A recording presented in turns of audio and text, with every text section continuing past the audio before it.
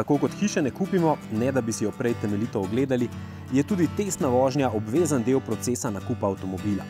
Tudi avto je mnogo predraga investicija, da pred nakupom ne bi preverili, ali nam ustreza. Zato malo zmajujemo z glavo ob opažanju, kako močan hit je Škoda Kodiaq med slovenskimi in tudi evropskimi kupci. Tudi nikakor ne podpiramo odločitve vseh tistih 300 Slovencev, ki so Kodiaqa naročili, še preden bi avto sploh zares pripeljal v Slovenijo, torej preden bi ga sploh lahko videli in začutili, ali so sploh za skupaj. A kljub temu, da z nejevoljo gledamo ta Škodin prodajni boom, ga vsekako razumemo in seveda tudi privoščimo.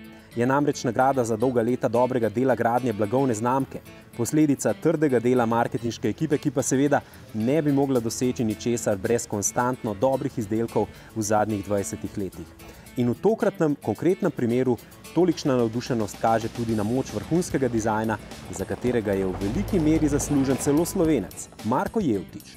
Seveda so omenjeni kupci prešli čez fazo hladnega tuša, ko so ob podrobnejšem ogledu cenika ugotovili, da Kodiaq nima prav veliko škodami izpred 20 let.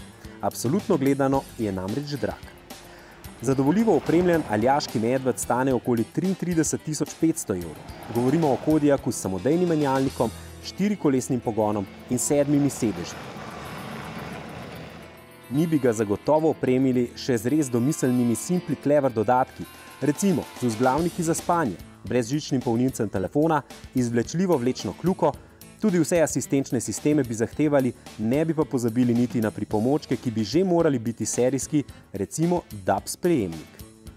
Kodiaqovo ceno bi s tem pripeljali do dobrih 37.000 €. Zagotovo pa ne do cene testne različice, katere 5-mestna cena se je začela s cifro 5. No, Kodiaq po tej ceni je res nekoliko predrag, a zagotovo je primerno ocenjen po naše sestavljen Kodiaq. Ne nazadnje je odličen potovalnik, suvereno je plezal in nam služil na gorskih izletih. In čeprav je preozek, da bi sprejel 3 otroške sedeže v štric, je vendarle eden najbolj družinskih SUV-jev ta hip, torej skoraj edina prava alternativa enoprostorcem. Bi torej testna vožnja sploh pokazala kaj drugega od pričakovanj? No, se kar moramo strinjati, da v večini primerov res ne. Za podobno vsoto denarja bi lahko kdo dobil še kaj bolj ustreznega, zagotovo pa nikakor ne bo razočaran. Kodiaq je pač ena tistih varnih odločitev.